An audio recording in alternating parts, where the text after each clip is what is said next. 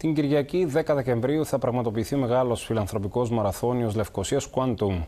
Η διοργάνωση τελεί υπό την αιγίδα της πρώτης κυρίας Φιλίππας Καρσερά Χριστοδουλίδη. Ο μεγάλος φιλανθρωπικός μαραθώνιος της Λευκωσίας Quantum, τον οποίο διοργανώνει το Ίδρυμα Αθανάσιος Κτορίδης σε συνεργασία με το Δήμο Λευκωσίας, θα πραγματοποιηθεί στις 10 Δεκεμβρίου. Περιλαμβάνει αγώνες μαραθωνίου, ημιμαραθωνίου, 12,5 χιλιόμετρων, 5 χιλιόμετρων και 1.600 μέτρων. Παράλληλα, έντονα θύνεται τα στοιχεία της εθνικής και κοινωνικής προσφοράς και της προστασίας του περιβάλλοντος με διάφορες δράσεις. Η διοργάνωση τελεί υπό την αιγίδα της πρώτης κυρίας Φιλίππας Καρσερά Χριστοδουλίδη. Όλα τα έσοδα της διοργάνωσης από τη συμμετοχή των δρομέων θα δοθούν σε ιδρύματα κοινωνικής προσφοράς. Παράλληλα, σε συνεργασία με το Υπουργείο Εξωτερικών και το Σύνδεσμο Συζύγων Διπλωματών, θα πραγματοποιηθεί φιλανθρωπικό παζάρι, στο οποίο θα συμμετάσχουν περισσότερες από 15 πρεσβείες.